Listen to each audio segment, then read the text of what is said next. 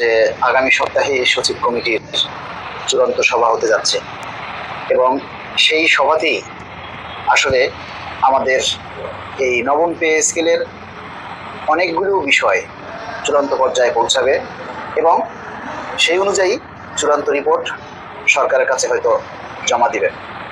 তো আমরা চাই তার আগে আমাদের যে দাবিগুলি আছে সেগুলি সবাই যেন তুলে ধরেন।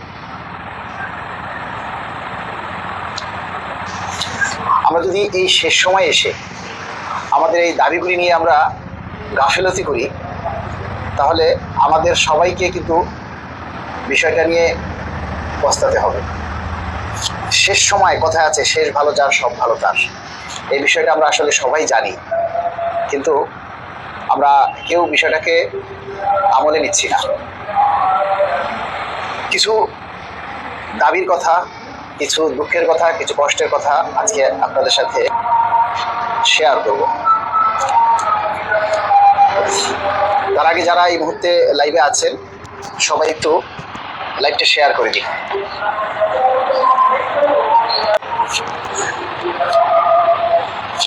দেখুন, অনেক মানুষ আছে, ওনারা বলে আপনার লাইভ শেয়ার করলে, আপনার পোস্ট শেয়ার করলেই কি দাবি আদায় হবে, তুলে ধরা হবে?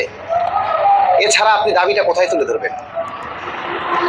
আজকে এই যে আমাদের যে দাবির কথাগুলি সরকারের আমলে যাচ্ছে, কিভাবে যাচ্ছে, মানুষের মধ্যে এই ন্যূনতম কমন সেন্সটা যে কেন আসে না, আমরা এটাই বুঝি না। আজকে সোশ্যাল মিডিয়াতে সব কিছু ভাইরাল হচ্ছে, আর আমাদের দাবির কথাগুলি তাহলে আমরা কোথায় তুলে ধরবো? আমরা কি সবাই সরাসরি গিয়ে প্রধানমন্ত্রীর সাথে দেখা করব?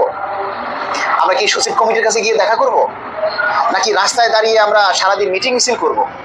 রাস্তায় দাঁড়িয়ে মিটিং মিছিল করলেও তো সেই দাবিটা মিডিয়ার মাধ্যমে সরকারের কানে পৌঁছাইতে হবে, তাই না? তো এই কথাগুলি যারা বলে এই আধুনিক যুগে এসে, আমার মনে হয় এরা একেবারে জন্মজ্ঞ।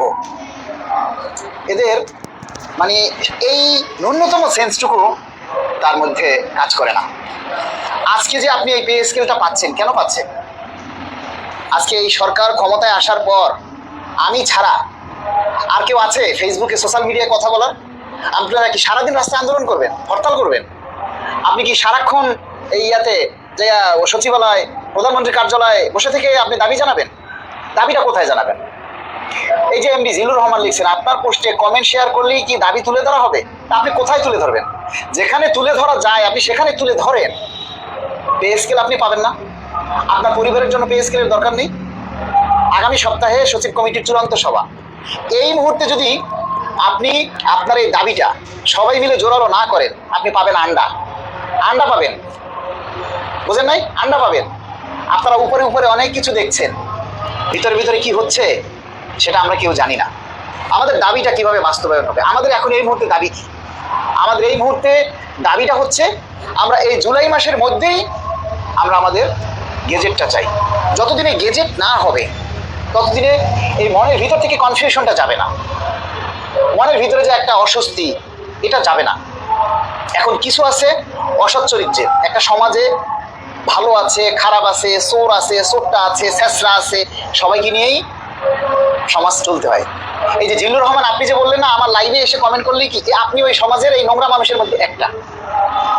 এখন আপনাদেরকে তো আমরা ফেলে দিতে পারবো না, আপনাদেরকে নিয়ে আমাদের চলতে হবে। আপনারা যারা আমাদেরকে গালি দেন, বকা দেন, এই পে স্কেলটা যখন হবে আপনি খাবেন না। আপনি দাবিটা তুলে ধরতেছেন, এখন আপনার দাবি আমার কেন তুলে ধরতে হবে? আমি কি আপনার থেকে কন্ট্রাক্টর নিছি? আমি কি আপনার থেকে ঠিকাদারি নিছি?